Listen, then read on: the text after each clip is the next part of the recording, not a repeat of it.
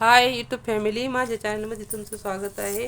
Princess कटचा blouse मी आज cutting करून दाखवणार आहे। पेपरवर दाखवलेली तुम्हाला कटिंग करून आज पीसवर मी कापणार आहे। माप पहिल्यासारखेच आहे, पण इथले जेवढे म्हणजे जो प्रिन्सेस कट आहे ना तिथं माप वेगळे आहे, त्यामुळे व्हिडिओ पूर्ण बघा।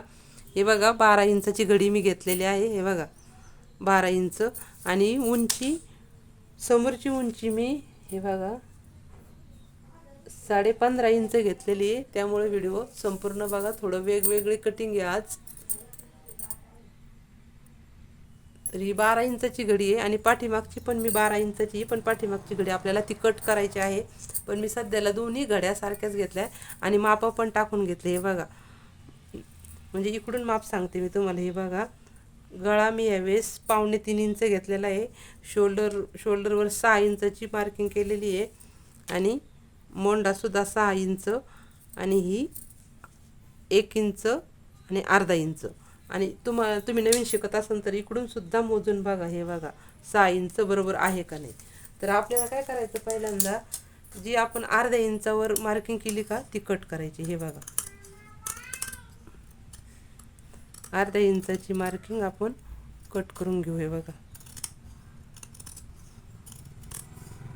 हे बघा मग अर्ध्या इंचावर कट करून घेतला ना की आपल्याला काय करायचं आहे, आता पाठीमागचा भाग वेगळा करायचा आहे। त्यासाठी आपल्याला काय करायचं, हे बघा हे असं कट करून घ्यायचं। हा पाठीमागचा भाग आता वेगळा झालेला आहे। हे बघा हा पाठीमागचा भाग आहे, हा वेगळा केलेला आहे मी। आता फक्त समोरचा भाग राहिलेला आहे। तर गळा मी याचा व्ही गळा घेतलेला आहे।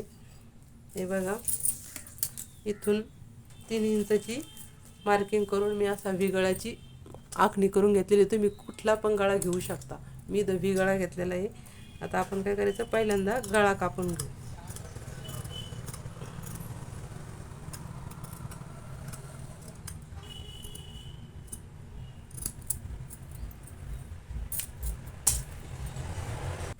व्ही गळा कापून घेतलेला आहे बघा। आता माप टाकायची महत्त्वाची गोष्ट, हे बघा आपल्याला काय करायचं आहे, इथं 10 इंचावर शोल्डरपासून खाली 10.5 इंचावर मार्किंग केली आहे बघा। आणि आत आपल्याला यायचं आहे कंप्लीट 3.5 इंच। हे बघा 3.5 इंच इथं आलेलं आहे आणि हे 10 इंच। तर याला आपल्याला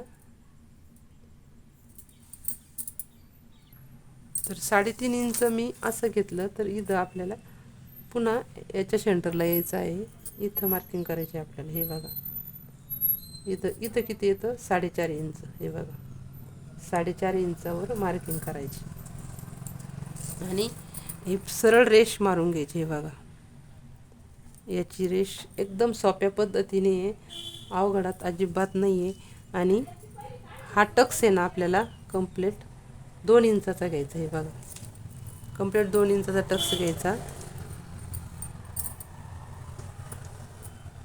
2 इंचापासून 1.5 इंचापर्यंत आपल्याला अशी सरळ रेष मारायची आणि याच्यापासून आपल्याला याला असं शेप द्यायचा। हे बघा असं शेप द्यायचा आणि पुन्हा इथून 1 इंच आत घ्यायचं। हे बघा आणि त्याला असं शेप द्यायचं। हे बघा असं इथं गोल राऊंड करायचा। इथं जी आपण मार्किंग केली ना त्याच्याजवळ असं एकदम गोल राऊंड करायचा, म्हणजे ह्याच्यापासून थोडंसं आत यायचं।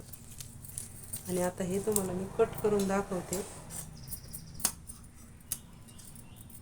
आणि समोरचा जो पार्ट आहे ना त्याला समोरून हुक न लावता पाठीमागं हुक लावणार आहे। हे बघा हे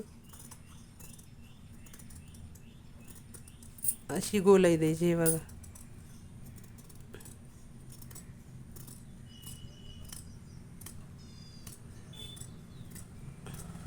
आणि त्याच्यानंतर हे सरळ हा कट करून घ्यायचा। हे बघा हे मधला कपडा काढून टाकायचा आहे। जेवढा हा टक्स मी मोठा घेतलेला आहे, जेवढा मोठा टक्स तुम्ही घेताल ना तेवढा प्रिन्सेस कट इतका छान वाटतो आणि कटोरी एकदम छान बसतो त्याचा।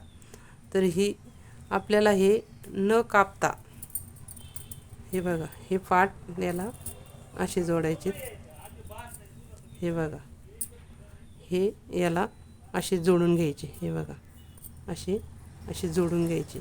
आपल्याला न कापता समोरून हुक मी लावणार आहे आणि त्यामुळं तुम्ही समोरून हुकाचं जर नसेल लागत तुम्हाला तर हे मध्ये कट करू शकता तुम्ही. पण मी याला समोरून हुक लावणार नाही, पाठीमागं हुक लावणार आहे.